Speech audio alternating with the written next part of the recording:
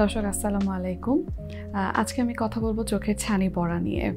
চোখের ছানি পড়ার কথাটা আমরা কম বেশি সবাই শুনে থাকি, যে অনেকেই বলে থাকেন যে আমার চোখে ছানি পড়েছে। তো ছানি পড়া মানে হচ্ছে কি, যে চোখে আমি আগে যেভাবে দেখতাম এখন আমি সেভাবে দেখতে পাচ্ছি না, চোখের লেন্সটা ঘোলা হয়ে যাওয়া।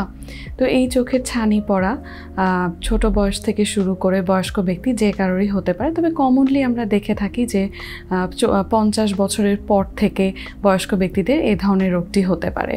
তো চোখে ছানি পড়লে প্রথমে একজন রোগী এসে বলেন যে আমি চোখে ঝাপসা দেখছি, আগে যেভাবে আমি চোখে দেখতাম এখন আমি সেভাবে দেখতে পাচ্ছি না। আগে হয়তোবা আমি খুব দূরের জিনিসগুলো আমি দেখতে পারতাম, কিন্তু এখন আমি ওই দূরের জিনিসটি দেখতে পাচ্ছি না, কিংবা কাছে থেকে আমি লেখা পড়তে পারছি না, কিংবা যদি সাইনবোর্ড থাকে সেই সাইনবোর্ডটা আমি দেখতে পাচ্ছি না। তো এরকম বিভিন্ন ধরনের সমস্যাগুলো রোগীরা এসে বলে থাকেন। তো চোখে ছানি পড়লে চোখ লাল হয়ে যাওয়া কিংবা চোখে ব্যথা, এই ধরনের সিমটমগুলো কিন্তু খুব কমই হয়। মেইনলি আমাদের যে সমস্যাটা নিয়ে রোগীরা আসেন তা হলো যে ওনারা এসে বলেন যে আমি চোখে কম দেখতে পাচ্ছি। আর মাঝে মধ্যে এরকম দেখা যায় যে অনেকে হয়তো রোদে গেলেন, তো রোদে ভালো করে তাকাতে পারেন না। আগে যেভাবে তাকাতে পারতেন রোদে, দেখা যায় যে চোখটা হয়তো ছোট হয়ে আসছে, ওভাবে দেখতে পাচ্ছেন না। আর সবচেয়ে বেশি যাদের সমস্যা হয় তারা হলো যারা ড্রাইভিং করে থাকেন। অনেক সময় দেখা যায় যে রাতে বেলা যে আলোগুলো জ্বলে ড্রাইভিং করার সময়, উনি ওই আলোতে ঠিকমতো দেখতে পারেন না। তো এটি কিন্তু অনেক বড় সমস্যা, বিশেষ করে যারা ড্রাইভিং করে থাকেন তখন কিন্তু বিভিন্ন ধরনের দুর্ঘটনা ঘটার সম্ভাবনা হয়ে থাকে।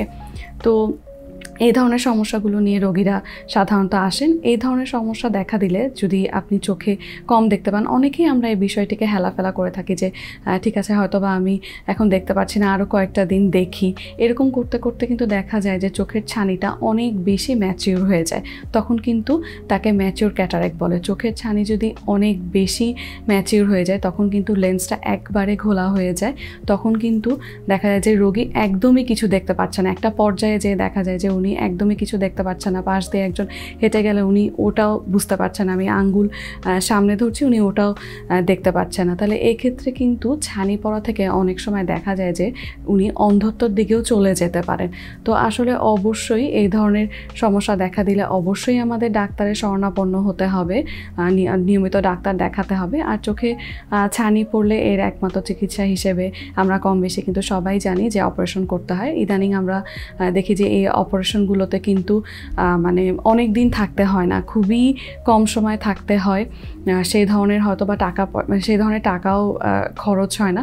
সব কিছু মিলিয়ে চোখের ছানি পড়াটা কিন্তু খুব জটিল একটি রোগ নয়, যদি আপনারা সঠিক সময়ে ডাক্তারের শরণাপন্ন হন। যদি সঠিক সময়ে ডাক্তারের শরণাপন্ন হন, সঠিক চিকিৎসা নেন, তাহলে কিন্তু আমরা এই ধরনের সমস্যাগুলো থেকে নিজেদেরকে অনেকটাই এড়িয়ে চলতে পারি।